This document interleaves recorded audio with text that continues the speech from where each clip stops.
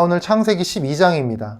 하나님께서 아브라함에게 계시를 하시죠. 계시라는 게 아시는 분들 다 아시겠지만 미래를 보여준다 이런 게 아니라 감춰진 것을 드러낸다는 말이죠. 기본적으로 아브라함의 고향이 갈대아 우르, 메소포타미아 문명이 있던 곳이었습니다. 현재 위치로 따지면 이라크 지역인데 당시는 아까 말했듯 그 나름 문명의 한복판이었던 곳이죠. 그런 곳에는 자연스럽게 우상이 많을 수밖에 없습니다. 우리 여호수아 24장 2절을 봐도요. 아브라함의 아버지 데라가 다른 신들을 섬겼다라는 표현이 나오죠. 이 데라라는 아브라함의 아버지의 이름은 체류하고 지체하다라는 뜻을 좀 담고 있습니다.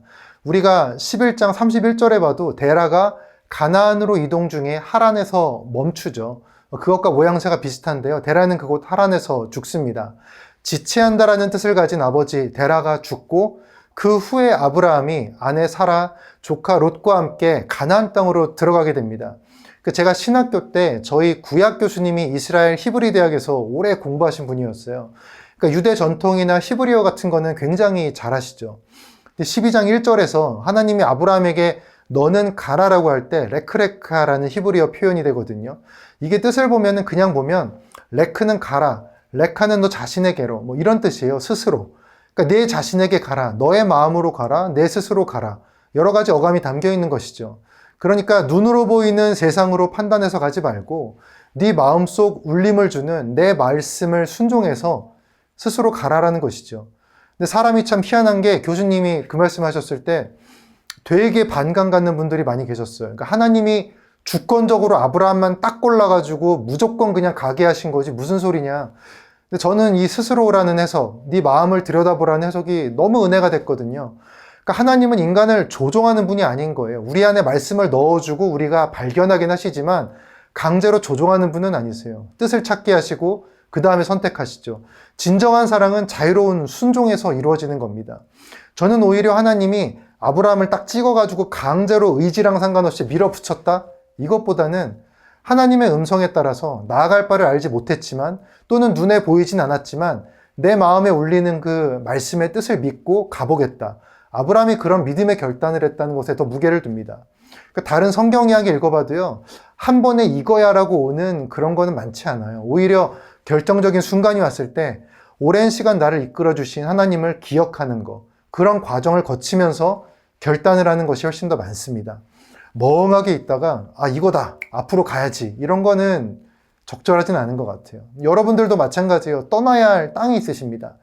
여러분의 마음에도요, 하나님보다 더 우선되게 생각하는 여러 가지 우상된 마음들이 저도 그렇고 다들 조금씩 있습니다. 그러니까 스스로 마음을 들여다보고 떠나야 되는 거예요. 우리는 결코 나의 나태함을 하나님의 주권으로 포장해서는 안 됩니다. 환경에 굴복해서 시도도 하지 않고 가만히 멍하니 있는 나의 불순종을 갖다가 하나님의 인도하심을 기다린다는 말로 치환해서는 안 됩니다. 여러분에겐 예수 그리스도로 완성된 이 성경 계시가 주어져 있지 않습니까? 떠나야 할 마음들을요, 기도로 항상 들여다보셔야 돼요. 그리고 결단하셔야 돼요. 내가 뭐를 해? 하나님이 다 하는 거지. 정말 한편으로는 이런 말만큼 하나님의 주권을 이용해 먹는 말이 없다고 생각해요. 진짜 하나님의 주권 믿으시면요, 주신 말씀대로 살 수 있어라고 자존감 갖고 결단하며 살아가는 것이 옳을 것입니다. 그렇게 아브라함은 하나님 말씀하신 땅으로 가서 제단을 쌓죠. 근데 기근이 드니까 바로 어떻게 해요? 애굽으로 가죠. 아브라함의 믿음이 그때까지 딱 그 수준이었어요. 하지만 많은 사람들을 이끌고 왔기 때문에 이런 기근을 만나면 사실 누구나 그런 선택을 할 수 있었을 겁니다. 거기서 애굽에 가서 자기 아내를 누이라고 속이죠. 근데 성경에 보면 사실 이복 누이는 맞죠. 어쨌든 그 일로 인해 하나님이 애굽에 재앙을 내리시는데 요즘 웃기죠. 이유는 간단해요. 아브라함과 사라가 훌륭하고 바로는 나쁜 놈이라 절대 그런 게 아니죠. 사라는 이삭을 낳을 몸이죠. 그러니까 하나님의 구속사에 편입된 사람이었기 때문에 하나님의 주권적인 인도, 그러니까 인도하심이라는 건 이런 것들이죠. 나는 몰라요. 하나님도 알아서 하세요. 이런 게 아니라 하나님의 언약 아래에서 잘하든 못하든 좌우로 갈팡치팡 하더라도 그 언약 안에서 일단은 믿고 열심히 가는 거. 그 행동 가운데 하나님이 개입을 하셔가지고 잘한 거는 더 잘하게, 잘못한 것은 이렇게 교정하셔서 개입하시면서 이끄시는 게 진정한 하나님의 주권인 거죠. 자, 우리 13장으로 가보겠습니다. 아브라함과 롯의 이야기가 나오는데 이 둘이 재산이 많아졌어요. 그러다 보니까 서로 소와 양을 치고 그러니까 땅이 부족해졌겠죠. 서로 그 종들이 다투는 일이 생겨요. 그러다 보니까 아브라함이 롯에게 제안을 합니다. 네 종하고 내 종들이 막 싸우니까 우리 땅을 나누자. 근데 네가 먼저 원하는 곳을 가져가라. 이때 성경이 그러죠. 롯이 눈을 들어서 땅을 보는데 소돔과 고모라 쪽이에요. 여기서 롯이 여호와의 동산 같고 애굽 땅과 같다. 이런 표현이 있는데 이게 막 축복의 에덴 같기도 하고 죄악의 애굽 같다 이런 게 아니라 여호와의 동산 같다라는 건 마치 그 땅이 하나님이 내게 허락하신 것처럼 느껴졌다. 애굽이라는 거는 지금으로 치면 여러분 동단이면은 강남, 한남동, 도시로 치면 뉴욕 같은 데가 애굽이잖아요. 그러니까 이 말은 롯이 자기 의지대로 눈을 들어서 쫙 봤더니 소돔과 고모라 그쪽이 진짜 알짜배기 좋아 보였다. 하늘이 좀 기회처럼 느껴졌다. 이런 거죠. 그러니까 롯이 동으로 옮기죠. 이 동쪽이라는 건 계속 나오는데 가인이 움직이고 뭐 에덴에서 쫓겨나고 바벨탑 지을 때 이동하고 좋은 어감이 아니에요. 하나님을 떠나는 어감이죠. 그리고 소돔까지 이르렀다고 돼 있죠. 근데 아브라함에게 주어질 땅은 그 땅이 어때 보였다 이런 게 별로 없어요. 아브라함에게 주어질 땅의 묘사는요, 그냥 하나님의 언약이 있는 땅인 것만 강조가 되죠. 무엇보다 롯은요, 자기가 고개를 들어서 땅을 보았고, 아브라함은 하나님이 명령해서 눈을 들어 땅을 보았죠. 차이가 있죠. 그러니까 여러분, 인생에 결정하시거나 뭐 하실 때 다 기도하시잖아요. 그때 오늘 이 말씀 위에 기도 한번 쌓아보세요. 본인 기도든, 자녀 기도든, 누구의 기도든, 오늘 말씀 묵상하시고, 제가, 제 아들이, 제 남편이, 제 아내가, 뭐 제 친구가, 저희 부모님이 이런 걸 준비하시는데, 이런 결정을 하는데, 또 이런 문제 앞에 계신데, 그들이 스스로 고개를 들어서 자기 눈에 보기에 좋은 걸 택하지 않게 하시고, 하나님께서 그들을 인도하사, 하나님의 고개를 들라고 할 때 고개를 들어서, 오직 하나님의 언약이 보이는 그곳, 하나님이 계시는 그곳이 좋다 하여 결정하게 하소서.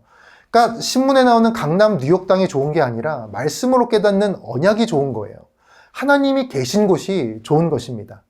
자, 우리 14장 보면 11절까지 되게 헷갈리죠. 이게 제가 나중에 족장사 같은 거를 짧게 만들어 보시면 이제 도움이 좀 되실 텐데, 요지는 이 족장 시대에 뭐 뺏고 뺏기고 미신 우상 걸고 싸우고 많았겠죠. 12절에 보면 그런 시대 상황 속에 그 여파가 롯에게도 미쳐요. 이 롯이 포로로 잡혀가죠.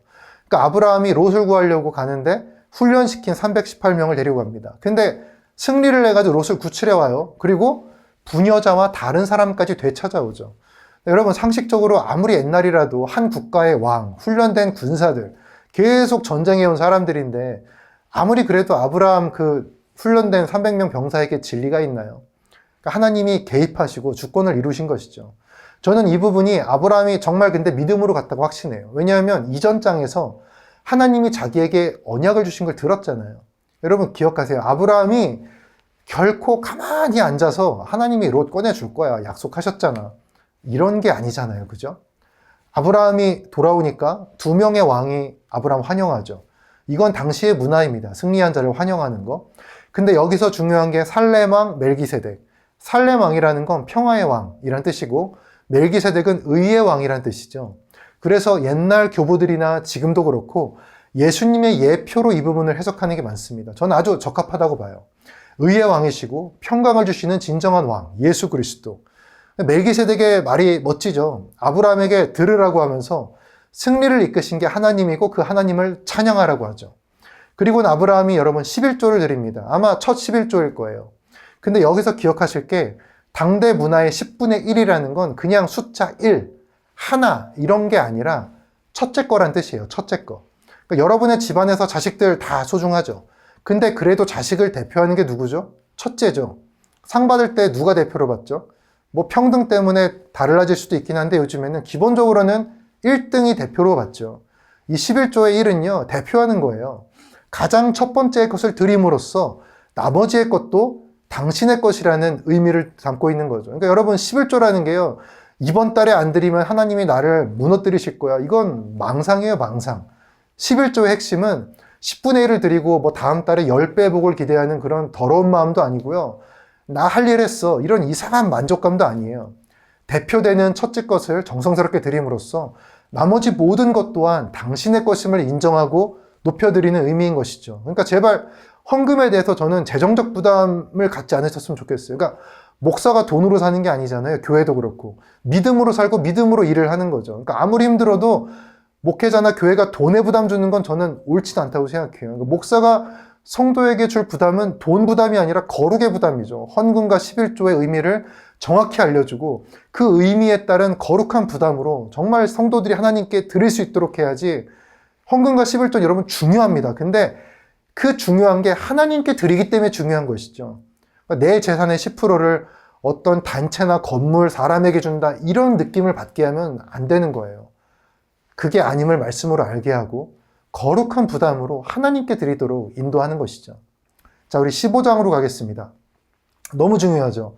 하나님이 언약을 딱 진짜 세우시는 거. 근데 자녀가 없는 아브라함에게 자손이 하늘의 별과 같이 많게 해주신다는데 믿기가 힘들죠.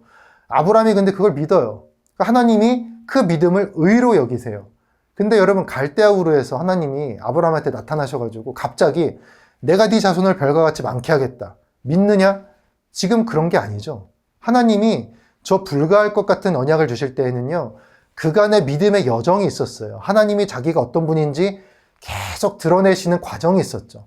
7절 보세요. 하나님이 갈대아 우르에서 이끌었음을 한 번 더 말씀하시죠. 아브라함은 분명 성숙을 이루어 왔어요. 그래서 믿음으로 더 나아갈 수 있게 되었어요. 하나님의 이끄심이고 하나님의 주권이신 거죠. 근데 아브라함이 되물어요. 제가 뭘 보고 그걸 믿을 수 있을까요? 여러분 이게 의심은 아니에요. 믿음이 있으니까 물어보는 거예요. 믿음이 없으면 내가 헛것을 봤나? 뭔 말도 안 되는 소리야 이랬겠죠. 여러분 하나님이 재물을 쪼개시죠. 그리고 동물들을 쪼개가지고 두 계약자가 그 사이를 걷는 게 죽음을 각오한 계약의 표시, 그 당대의 관습이거든요. 그러니까 계약서에 둘이 합의하는 거랑 똑같은 거죠. 17절에 보면 거기를 횃불만 지나가요. 아브라함은 지나가지 않아요. 일방 언약이죠. 쪼개진 동물 사이를 하나님이 혼자 거니시는 거죠. 그러니까 그 조건을 안 지키면 맹세한 주체가 죽는다라는 맹세인데 하나님이 혼자 그 맹세를 하신 거예요. 그럼 가능성은 둘 중 하나예요. 하나님이 맹세를 못 지켜서 죽으시거나 맹세가 이루어지거나 둘 중 하나인데 여러분 근데 하나님이 죽는 분이 아니시죠? 그럼 맹세는 무조건 이루어지는 거예요. 근데 재밌는 게 이건 뭐 저의 상상입니다만 11절에 보면 아브라함이 희생제물 위에 솔개들이 오니까 쫓아버리죠. 그러니까 하나님의 언약 성취에 있어서는 사람이 할 수 있는 게 딱 그 정도인 것 같아요. 자, 이어서 16장입니다. 우리 하갈과 이스마엘. 여기 읽으실 때는 자기 여종을 통해서 자녀를 낳게 하는데 이게 당대 문화로는 여러분 이상한 게 아닙니다. 우리 100년 후의 사람, 200년 후의 사람들에겐 지금의 우리 문화가 이상할 게 굉장히 많을 거예요. 그리고 하갈이 인심하고 좀 임신을 하고서 좀 사라에게 좀 의시됐나 봐요. 그러니까 사라가 학대를 하죠. 하갈이 또 도망을 쳐요. 그때 하갈에게 하나님의 사자가 나타납니다. 그리고 하갈에게도 자손이 번성할 것이라는 언약을 주세요. 근데 좀 특이한 게 하갈이 하나님의 이름을 붙여 부르죠. 성경에서 처음으로 하나님께 이름을 붙여 부른 게 하갈이에요. 고백을 한 자가 된 거죠.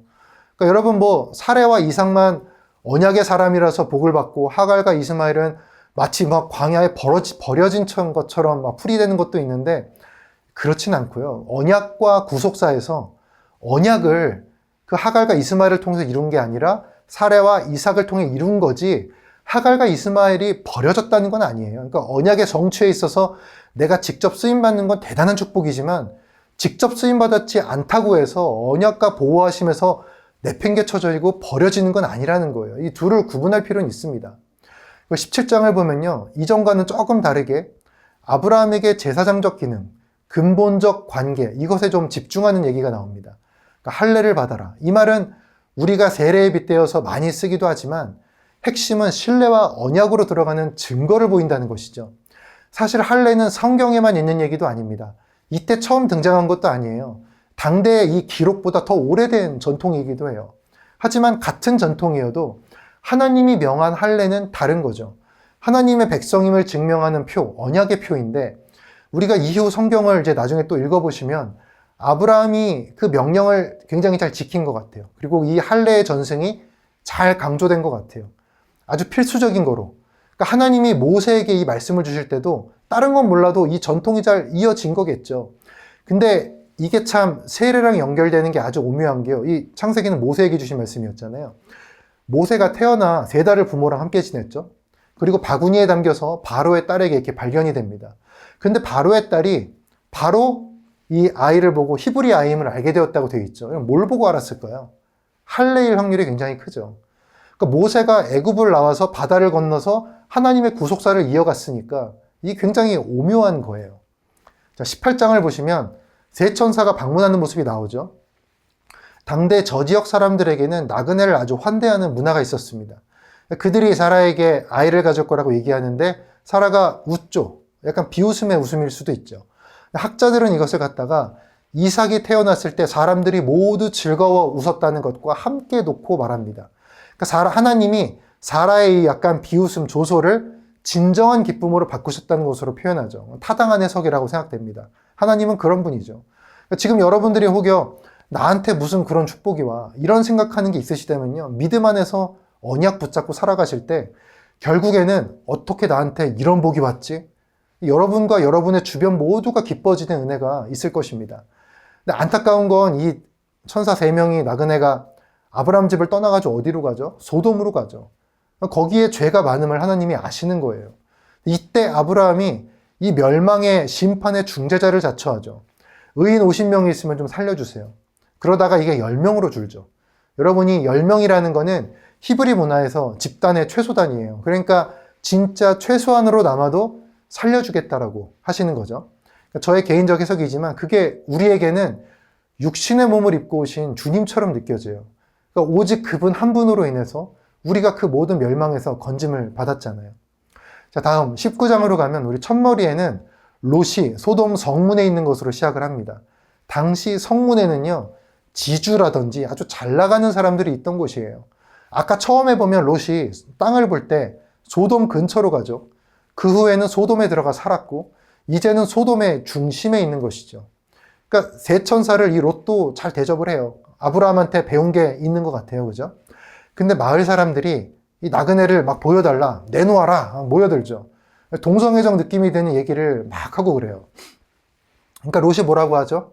나에게 두 딸이 있는데 차라리 내 딸에게 그런 짓을 해라. 근데 여러분 이게요, 밑에 보면 사위 얘기가 나오죠. 그러니까 정혼을 한 사이 같아요.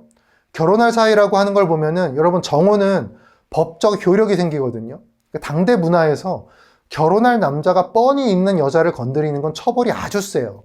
롯도 이거 알고 다른 사람도 다 알아요.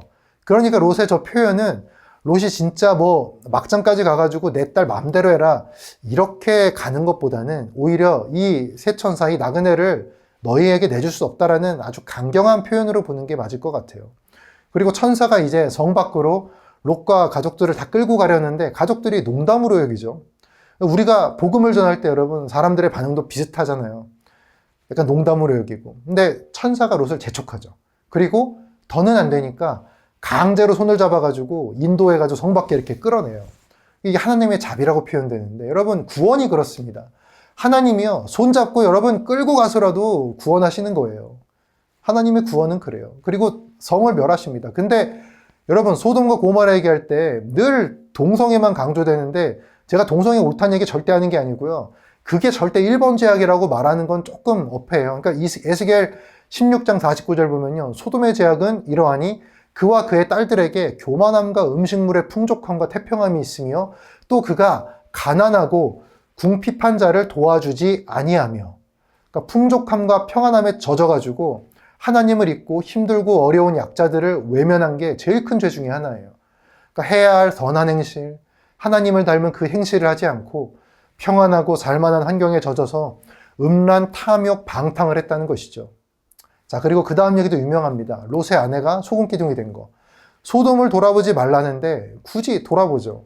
그러니까 아브라함이 결단하고 떠난 거랑 좀 대비가 돼요. 이때 웃긴 게 롯이 하나님이 정하신 땅 소알에 들어가고 아브라함도 하나님이 계신 곳에서 소돔과 고모라를 바라봐요. 근데 그 둘은 똑같이 그곳을 바라봤는데 소금 기둥이 안 되죠. 차이는 딱 하나예요. 하나님의 약속의 땅에서 보느냐, 아니면 약속을 믿지 못하고 중간에 다시 뒤돌아보느냐. 뭘 돌아본 거죠? 주님이 내 손잡고 떠난 죄악된 장소를 돌아본 거죠. 여러분, 마음의 우상과 죄악으로 가득한 장소, 예수님의 주권적 인도하심으로 어떤 분은 걸어 나오고 어떤 분은 질질 끌려 나왔을 수도 있어요. 근데 어쨌든 나오셨다면 뒤돌아보지 마시라는 거예요. 거기는 멸망일 뿐입니다. 롯은 그 후에 자기 딸들로 인해서 자녀를 낳게 되는데 좀 억울한 면도 있죠. 근데 어쨌든 그렇게 낳은 자손들이 모압과 암몬, 아주 이스라엘하고 원수 짓는 그런 민족이 된 거죠. 자, 20장에 가면 아브라함과 아비멜렉 이야기가 나오는데 이 부분은 아까 바로 이야기랑도 좀 비슷합니다. 아브라함이 아내를 또 누이라고 속이죠. 여기서 아비멜렉이 오히려 간음에 대해서도 굉장히 경계하고요. 백성들의 안위를 생각하고 고민하는 모습이 나와요. 아브라함보다 더 의로워 보여요, 솔직히. 근데 하나님은 아브라함을 의롭다 하시는 거죠. 아비멜렉에게 오히려 뭐라고 하시면서 문제를 해결해 나가세요. 11절, 12절 보면 진짜 아브라함이 창피한 얘기 쏟아냅니다. 하나님을 두려워 안 하는 사람이 많아서 내가 무서웠습니다. 100% 거짓말은 아니에요. 살았는데 이봉 누이예요. 이상한 변명돼요. 그러니까 진짜 역사 주인이 하나님이신 게 저런 아브라함이 자기 주도로 이 구속사를 이끌어갈 수 있었을까요? 말도 안 되죠. 재밌는 건 야곱도 그렇고 저런 과정을 겪으며 점점 하나님 보시기에 합당한 자로 빚어진다는 거죠. 그러니까 여러분 실수하고 잘못하셔도 회개와 반성은 하시되 낙담과 절망을 하지 마세요. 하나님 이끄십니다. 자, 21장 드디어 이삭이 태어납니다. 사라의 가벼운 웃음을 하나님이 진실된 언약의 웃음으로 바꾸셨죠. 그런데 문제가 있어요. 먼저 낳은 아들 이스마엘. 이 이스마엘의 이삭을 잠깐 괴롭힌 것 같아요. 근데 그걸 사라가 본 거예요. 이 일이 아브라함에게도 굉장히 근심이 됐다고 하죠. 이스마엘도 아브라함이 얼마나 사랑했겠어요. 근데 그 고민 속에 하나님이 딱 개입하세요. 하나님이 다른 것도 물론 개입하시지만 자신의 언약과 말씀에 관한 것은 무조건 다 그때 개입하세요. 그리고 근심 말고 사라가 하라는 대로 해라. 이렇게 말을 합니다. 하갈과 이스마엘 내가 책임질 거야. 하라는 게 뭐였죠? 쫓겨내는 거죠. 그리고 아브라함이 결단을 해요. 마음은 안 좋았겠죠. 쫓아내니까. 14절에 보면 아침에 일찍 일어나 하갈과 이스마엘에게 물을 주고 나가게 하죠. 이 똑같은 표현이요. 22장에 나와요. 이삭을 제물로 바칠 때 그때도 아침에 일찍이 일어나. 그러니까 하나님의 말씀을 듣고 결단했다는 느낌이 들어요. 그러니까 하갈은 이제 광야를 막 헤매는데 물이 떨어지니까 나랑 내 아이가 이제 죽는다. 이러고 막 울부짖죠. 그때 하나님의 사자가 그걸 듣고 하갈의 눈을 밝히십니다. 그게 뭐가 보이죠? 생명의 샘물이 보이죠. 이게 약간 이삭 얘기랑도 조금 비슷한 면이 있어요. 아브라함이 이삭을 죽이려고 할 때 하나님의 사자가 나타나고 그 후에 그러지 말아라. 내가 준비한 게 있다. 옆에 보니까 양을 보게 되죠.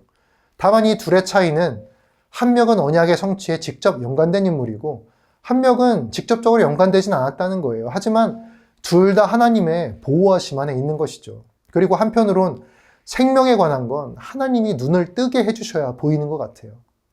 이어 나오는 아브라함과 아비멜렉 이야기는 좀 특이하죠. 그러니까 아비멜렉이 볼 때 아브라함이 참 형통해 보이는 거예요. 자기가 왕임에도 불구하고 하나님이 함께하는 것처럼 보이는 거죠.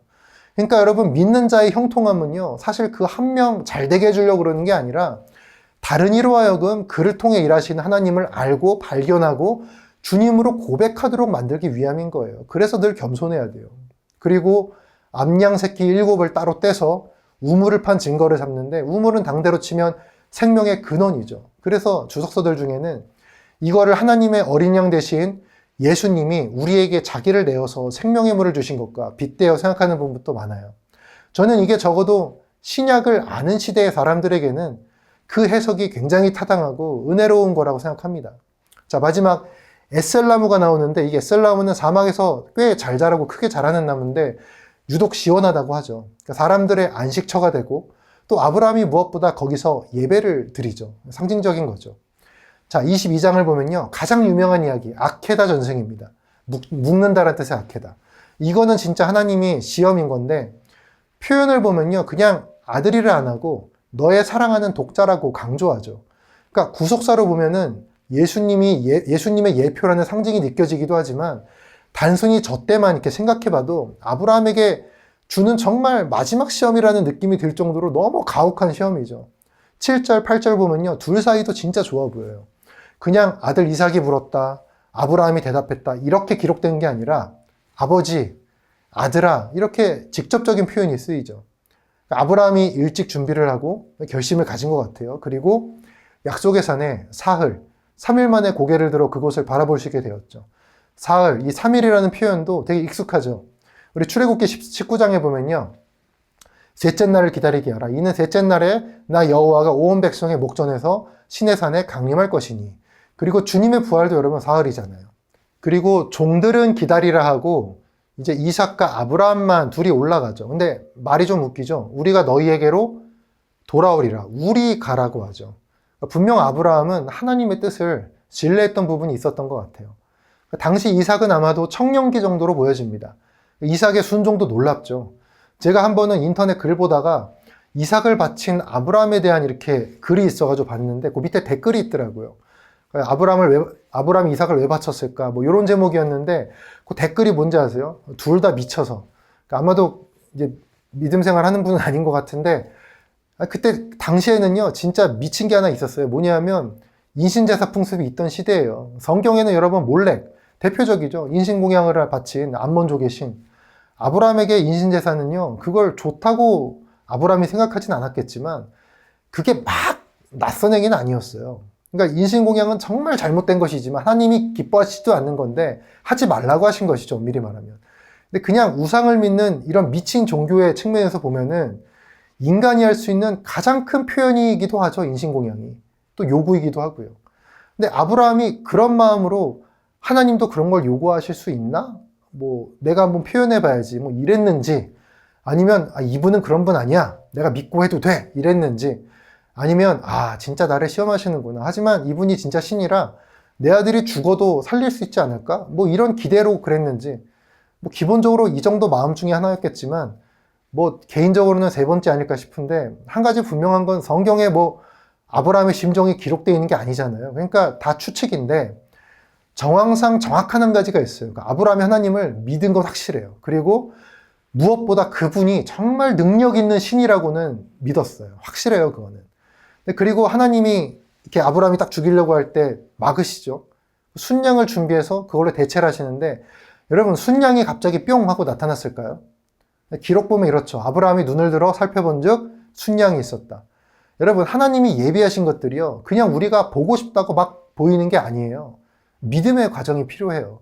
그리고 참 다행인 게 아브라함이 자기 고집을 부리지 않습니다. 뭐 아니에요. 저는 제 아들 죽여가지고 제 뜻을 보이겠습니다. 막 이러지 않죠. 이런 거 봐서는 하나님의 음성을 딱 듣고서 이분이 능력 있는 분임을 내가 믿었었는데 이게 그냥 능력이 아니라 진짜 선하시고 다른 가짜 신들하고 달리 정말 참신, 선한 신이시다. 이런 확신으로 아브라함이 나아갔던 것 같아요. 믿음이 성장을 또 한 거죠.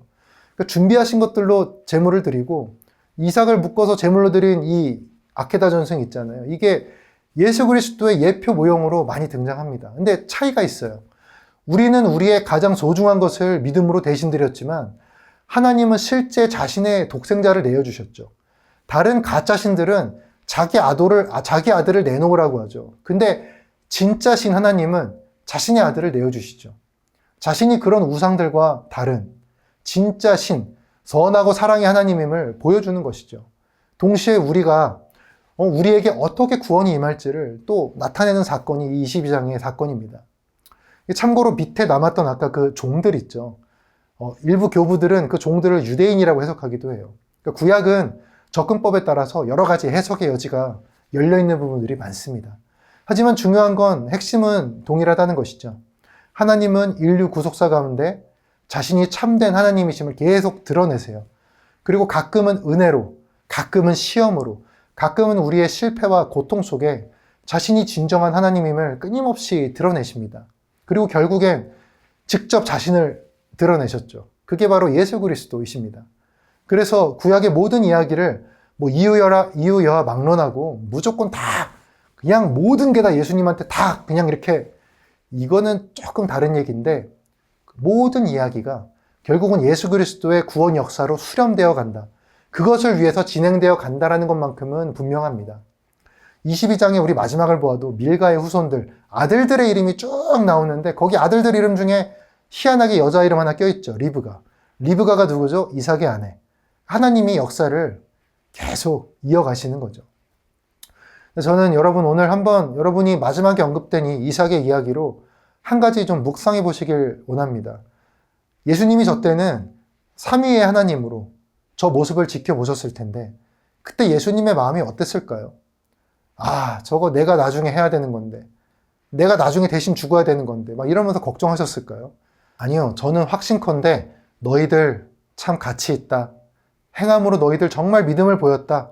이렇게 우리를 따뜻하게 바라봐 주셨을 것 같아요. 그리고 결국에는 진짜 행함을 누가 보였죠? 예수님이 보이셨죠. 그리스도의 십자가. 그 십자가 구원을 통해서 우리가 진정한 믿음을 또 얻게 된 것이죠. 자, 우리 다음 시간에는 23장부터 야곱의 이야기까지 한 10여 장 정도의 분량을 또 함께 보면서 하나님의 은혜 함께 나누었으면 좋겠습니다.